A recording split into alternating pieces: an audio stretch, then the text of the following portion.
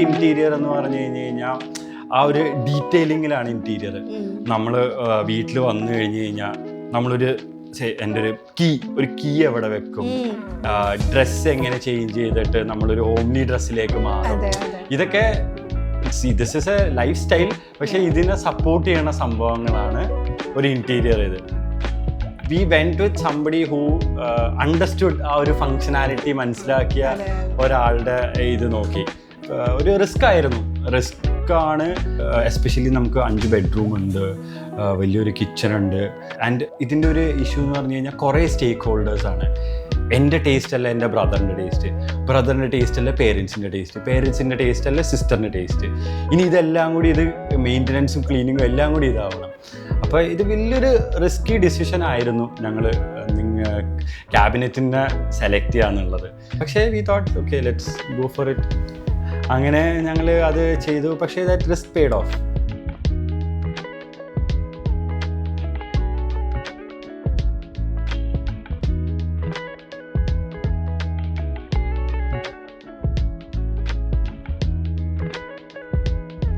കിച്ചണിലെ utilities it's seamless.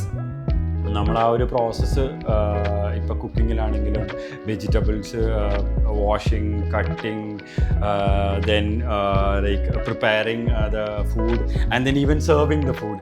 ഇതൊരു ഫ്ലോയിലാണ് if you see ആ കിച്ചണിൽ നടക്കുന്നത്.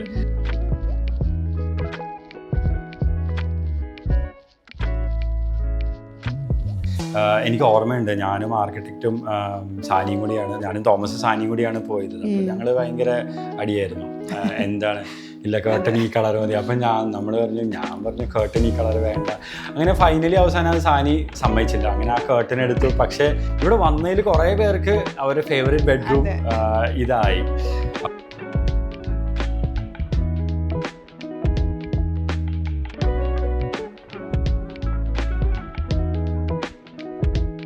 പിന്നെ നമ്മൾ മാസ്റ്റർ ബെഡ്റൂമിലേക്ക് വന്നു കഴിഞ്ഞ് കഴിഞ്ഞാൽ മാസ്റ്റർ ബെഡ്റൂമിൽ ആ ഒരു ബെഡ്റൂമിൻ്റെ പുറകിൽ, ബെഡിൻ്റെ പുറകിൽ, അപ്പോൾ ഞാൻ സാനി എടുത്ത് പറഞ്ഞു നിങ്ങൾ തീരുമാനിച്ചു അവിടെ എന്താ ചെയ്യേണ്ടതെന്നുള്ളത്.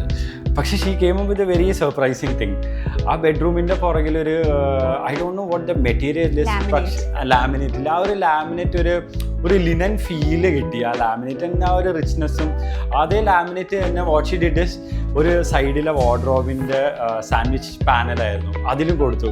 അപ്പോൾ യു ഫീൽ ദാറ്റ് ഓക്കെ ആ ബെഡ്റൂമിൻ്റെ ഇങ്ങനെ നടക്കുമ്പോൾ നമുക്കൊരു എന്തോ ഒരു യൂണിഫോമിറ്റി ആൻഡ് ഭയങ്കര കോൺഷ്യസ്ലി ഡിസൈൻഡ് ആയിട്ടുള്ള ഒരു സംഭവമായി തോന്നി. പിന്നെ എൻ്റെ ബ്രദറിൻ്റെ ഇൻസാഫിൻ്റെ റൂം. സോ ഇൻസാഫിൻ്റെ റൂമിലും ഈ ഒരു ബ്ലൂ തീമേ ഇൻസാഫ് പറഞ്ഞുള്ളൂ. ബാക്കി റെസ്റ്റ് എവറിത്തിങ് ഇവരെങ്ങനെ വേണമെന്നുള്ള ഞങ്ങൾ ആക്ച്വലി ഒരു ബ്ലൂ പെയിൻറ്റ് ആദ്യം അടിച്ചു. എന്നിട്ട് അപ്പോൾ അത് കഴിഞ്ഞ് പെയിൻറ്റ് ഫുള്ള് ചെയ്തിട്ട് so we have A policy, എന്തെങ്കിലും ചെയ്ത് കഴിഞ്ഞ് കഴിഞ്ഞാൽ അത് മാറ്റില്ല, അത് തന്നെ ചെയ്യും even if it doesn't look good. പക്ഷെ അത് ഞങ്ങളുടെ പുറകെ നടന്ന് കൺവിൻസ് ചെയ്ത് ആ പെയിൻറ്റ് മാറ്റി. അപ്പോൾ ആ പെയിൻറ്റ് മാറ്റിയപ്പോൾ ആ റൂമിൻ്റെ ലുക്കേ കംപ്ലീറ്റ്ലി മാറി.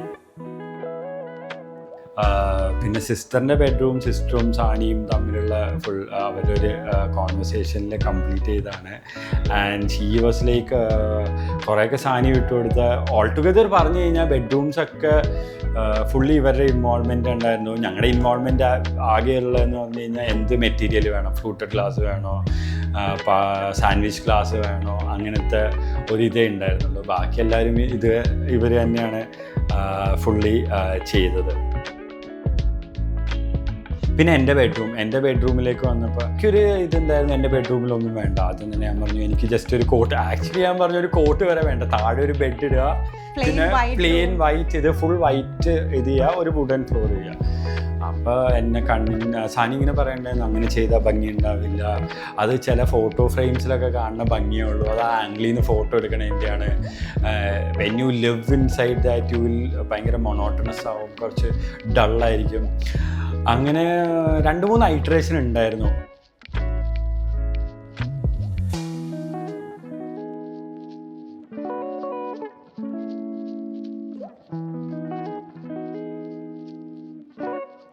I should really emphasize the support, Thomas തന്ന സപ്പോർട്ട്. ബിക്കോസ് പുള്ളിക്കാരനാണെന്നുണ്ടെങ്കിൽ ഒന്നിലും പ്രത്യേകിച്ച് എനിക്ക് അതങ്ങ് വിട്ടു തന്നായിരുന്നു. ട്രസ്റ്റ് മീ, ഇവർ ചെയ്യണ പ്രൊസീജിയർ എന്ന് പറഞ്ഞാൽ ആക്ച്വലി ഭയങ്കര കോംപ്ലിക്കേറ്റഡാണ്. അപ്പം ഞാൻ ആദ്യമൊക്കെ എന്ന് പറഞ്ഞാൽ ഇവരെ ഓരോ മൈന്യൂട്ട് ഡീറ്റെയിലിൽ ഞാൻ ചോദിക്കുമായിരുന്നു, ഇതെന്താ ഇങ്ങനെ വന്നത്, ഇതെന്താ ഇങ്ങനെ വന്നത്. പക്ഷെ പിന്നെ എനിക്ക് മനസ്സിലായി ഇത് ഞാൻ ചോദിച്ചിട്ടും എനിക്ക് തന്നെ പിക്ചറില്ല. അപ്പോൾ അവർ ചോദിക്കും പിന്നെ എങ്ങനെയാണ് വേണ്ടത്, അപ്പോൾ എങ്ങനെയാണ് വേണ്ടതെന്ന് ചോദിക്കുമ്പോൾ എനിക്ക് അത്ര ഐഡിയ ഇല്ല. അപ്പോൾ ഞാനൊരു റഫ് ഐഡിയ കൊടുത്തിട്ട് whatever they have come up with അത് നന്നായിട്ടുണ്ട്. അത് നമുക്ക് അവർ ആ ഡിസൈനിലോ 3Dയിലോ കാണിക്കുമ്പോൾ നമുക്ക് ചിലപ്പോൾ കൺവിൻസ്ഡ് ആവില്ല. പക്ഷെ അത് ആക്ച്വലി ആ സ്പേസിൽ വരുമ്പോൾ അത് നന്നായിരിക്കും. അത് ചിലപ്പോൾ ഒരു ഹോം ഓണറിന് അത് റീഡ് ചെയ്യാൻ പറ്റിയെന്ന് വരില്ല. That's why I always tell you, trust me. Trust the process.